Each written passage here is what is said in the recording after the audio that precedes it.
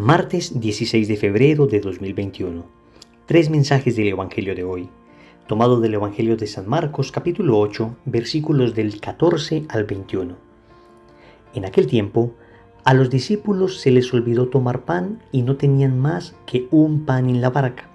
Y Jesús les ordenaba diciendo: estén atentos, eviten la levadura de los fariseos y de Herodes. Y discutían entre ellos sobre el hecho de que no tenían panes.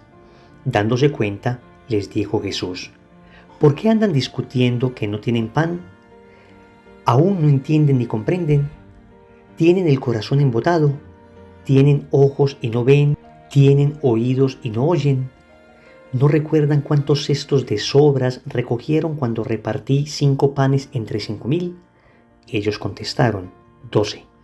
¿Y cuántas canastas de sobras recogieron cuando repartí 7 entre 4,000? Le respondieron: 7. Él les dijo: ¿y no acaban de comprender? Palabra del Señor. Gloria a ti, Señor Jesús. Tremenda exhortación da el Señor hoy a sus apóstoles. Aún no entienden ni comprenden, tienen el corazón embotado, tienen ojos y no ven, tienen oídos y no oyen.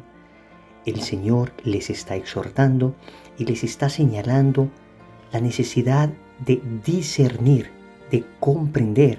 Algo así como que ya es tiempo de que vayan entendiendo lo que significa el reino, de que vayan entendiendo que en Él lo tienen todo, de que dejen de preocuparse por cosas nimias, secundarias, como las que nos presenta el Evangelio hoy.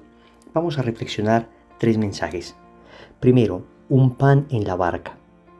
Segundo, eviten la levadura. Tercero, tienen el corazón embotado. Vamos con el primer punto, un pan en la barca. El Evangelio comienza diciendo algo bien bonito. Dice que a los discípulos se les olvidó tomar pan y no tenían más que un pan en la barca.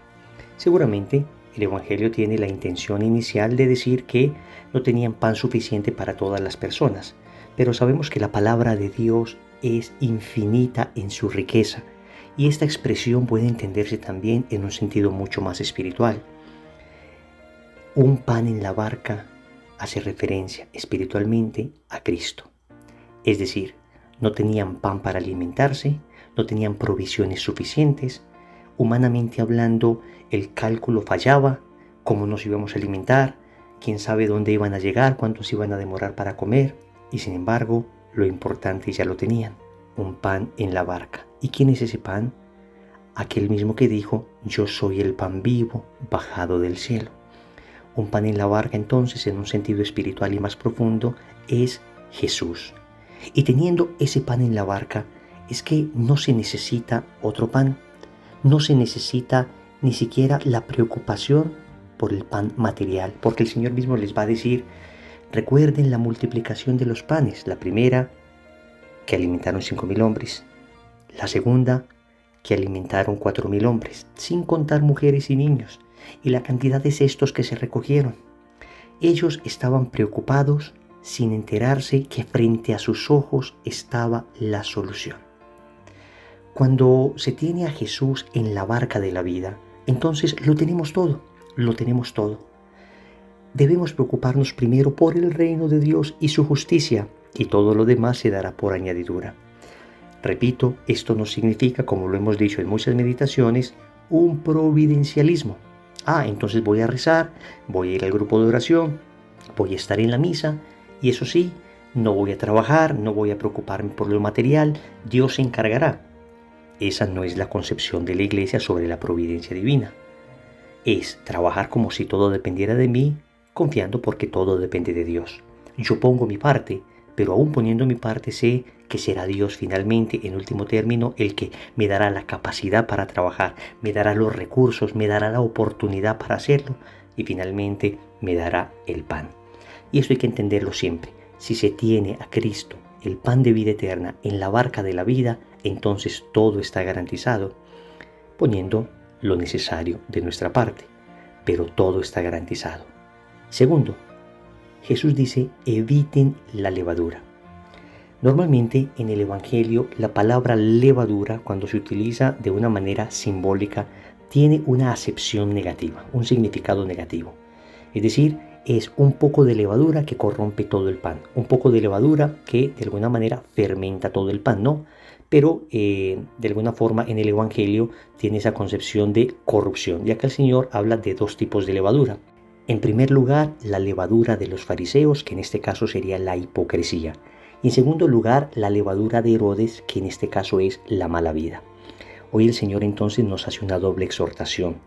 Eviten la levadura. En primer lugar, la hipocresía. El Señor, que es puro amor, que es pura bondad, que es la ternura encarnada, reprendió de manera durísima y vehemente la hipocresía de los fariseos. Porque el Señor sabe que somos débiles, que somos frágiles y que caemos por nuestra debilidad.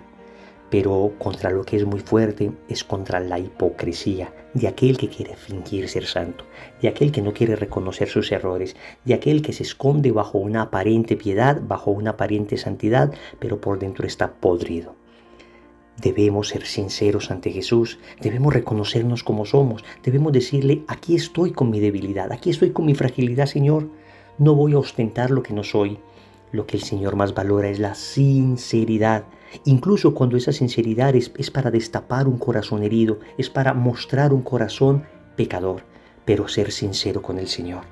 Y también el Señor advierte contra la levadura de Herodes, que sería esa vida licenciosa, esa vida pecaminosa. Sabemos nosotros que Herodes se quedó con la mujer de su hermano Filipo, que vivía de borrachera en borrachera, de fiesta en fiesta, que vivía completamente alejado de Dios. El Señor advierte contra eso. El Señor advierte incluso en esta ocasión contra aquellos que comportándose así terminan afectando a otras personas, porque eso es lo que sucede con la levadura. No solamente yo estoy contaminado, sino que termino contaminando a los demás. Hay una advertencia del Señor entonces de carácter comunitario, de carácter social, de convivencia.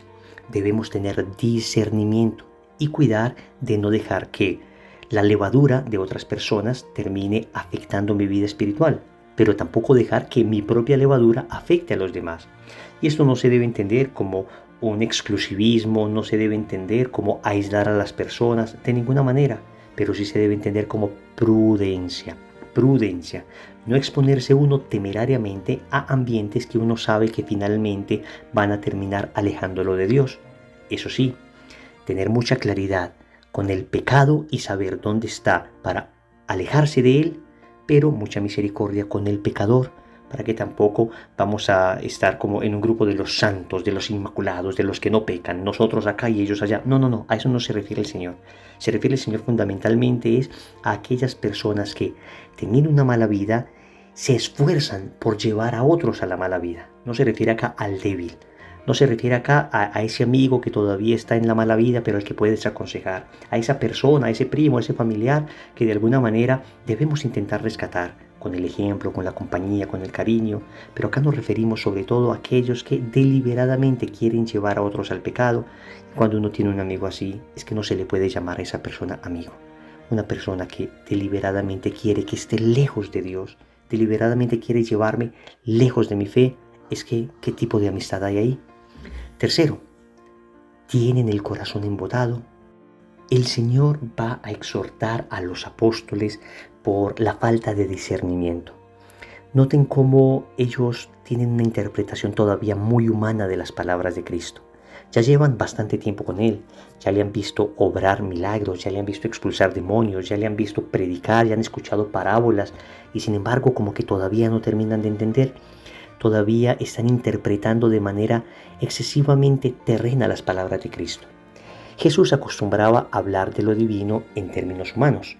Recordemos, por ejemplo, cuando habla a la mujer samaritana acerca de un agua de la que beberá y nunca más tendrá sed.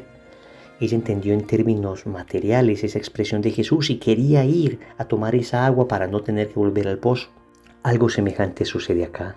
El Señor les está hablando de algo espiritual, de la levadura de los fariseos y de Herodes, y ellos están hablando de cosas muy terrenas todavía, muy terrenas. Entonces el Señor les pregunta, ¿todavía no entienden? ¿Tienen embotado el corazón? Estar embotado es no pensar con claridad. Estar embotado es tener todavía confusión interior. Estar embotado es todavía no saber discernir. ¿Y qué se necesita para salir de ese embotamiento? La ayuda del Espíritu Santo. Porque es el Espíritu Santo el que nos ayuda a entender la palabra de Dios, el que nos ayuda a comprender lo que Dios nos quiere decir. Noten que muchas veces nosotros leíamos pasajes de las Sagradas Escrituras y no entendíamos nada, teníamos embotado el corazón, pero invocamos al Espíritu Santo, empezamos un proceso de conversión y qué regalo de Dios. Pareciera que la realidad que estaba frente a nuestros ojos y no veíamos, ahora aparece con nitidez. Recordemos entonces, primero, un pan en la barca. Segundo, eviten la levadura de los fariseos. Tercero, tienen embotado el corazón. Compromiso. Vamos a tratar de ir a la Eucaristía o un ratico a adorar el Santísimo a lo largo de esta semana, y si no se puede esta semana, entonces el domingo. Pero vamos a hacerlo especialmente para decirle al Señor, tú estás en mi barca, y con eso me basta. En el nombre del Padre, y del Hijo, y del Espíritu Santo. Amén.